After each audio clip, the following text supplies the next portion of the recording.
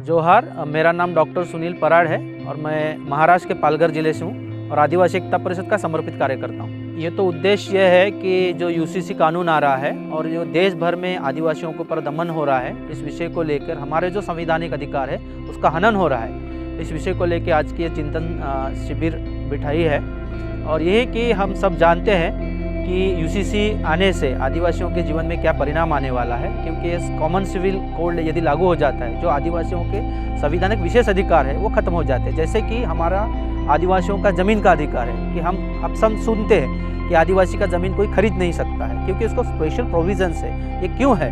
तो ये नहीं होना चाहिए, इसलिए इस कानून को अवगत कराना हमारा लोगों को कि किस तरह से हमें प्रोटेक्शन दिया होगा।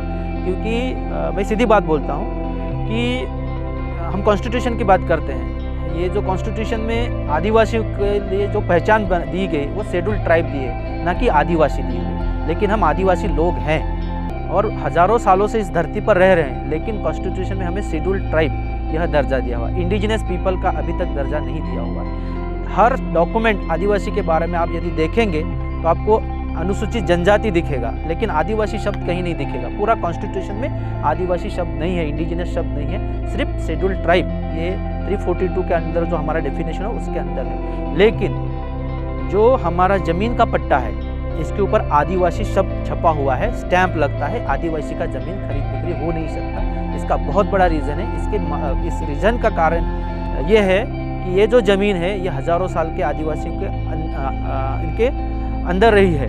क्योंकि जब ब्रिटिश थे तो ब्रिटिशों ने भी ये प्रयास किया कि आदिवासियों की ज़मीन हथियाने की, लेकिन उन्होंने ये समझा कि आदिवासी लोग कुछ नहीं मांग रहे। आदिवासी लोग क्या मांग रहे? हमारा जल जंगल ज़मीन का अधिकार चाहिए। इसलिए ब्रिटिशों ने कबूल कर दिया कि ये जो ज़मीन है आदिवासियों की है, इसलिए कोई भी मल्टीनेशनल हो या कोई भी आए आदिवासी की ज़मीन खरीद नहीं कर सकता। क्यों?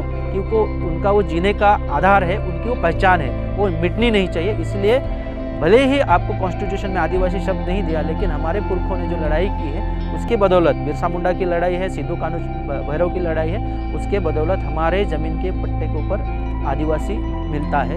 और यूसीसी जो आ रहा है, यदि समान नागरिक संहिता लागू हो जाएगी तो सबके साथ ही समान कानून हो जाएगा, जो स्पेशल प्रोविज़न है वो नहीं रहेगा।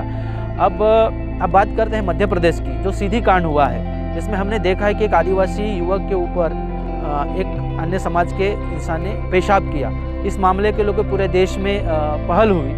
लेकिन क्या है कि यदि आदिवासियों को अपमानित किया जाता है, उनके गाली गलौज किया जाता है, उनका ज़मीन हथिया लिया जाता है या किस तरह से दुर्व्यवहार होता है, तो एट्रोसिटी कानून का प्रोविज़न है। यदि यूसीसी लागू होता है तो एट्रोसिटी कानून का प्रावधान हट जाता है। तो ऐसे ही आदिवासी पहले से दबे है और यदि एट्रोसिटी हट जाती है तो कोई उसको आधार ही नहीं रहेगा। जो चाहे ज़मीन हथिया लेगा, जो चाहे आदिवासी की महिलाओं के साथ दुर्व्यवहार करेगा, जो भी उनके मन में हो करेगा। तो ये भी हमें लगता है कि थ्रेट है।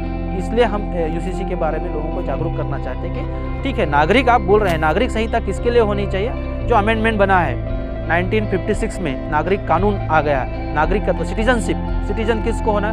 जो इंडिपेंडेंट के बाद में यहाँ आकर बसे, इसके लिए प्रोविज़न हुआ है। आदिवासी तो हज़ारों साल से यहाँ रह रहे हैं, आप उसको सिटीजन में कैसे गिनती कर सकते हो? जो 8% जो आदिवासी का अभी जनगणना हुआ है, जो हज़ारों साल से यही रह रहा है, आप उसको सिटीजन अमेंडमेंट में नहीं ला सकते। वो तो मालिकाना हक है। जैसे आप जंगल में से शेर को नहीं भगा सकते, उसी तरह आदिवासियों को आप वहाँ से ज़मीन से नहीं हटा सकते हो। यही सिटीजनशिप में उसको नहीं ला सकते। ये हमें समझना पड़ेगा कि सिटीजनशिप कब आ रही है कि 1956 में जो कानून बना है उसमें भी प्रोविज़न है। अब यदि बाहर से कोई आके इस देश में रहता है, 5 साल उसको यदि हो जाते तो उसको सिटीजनशिप मिल जाती है। लेकिन आदिवासी तो हज़ारों साल से यहाँ रह रहा है, तो सिटीजनशिप की बात कैसे कर रहे हैं आप?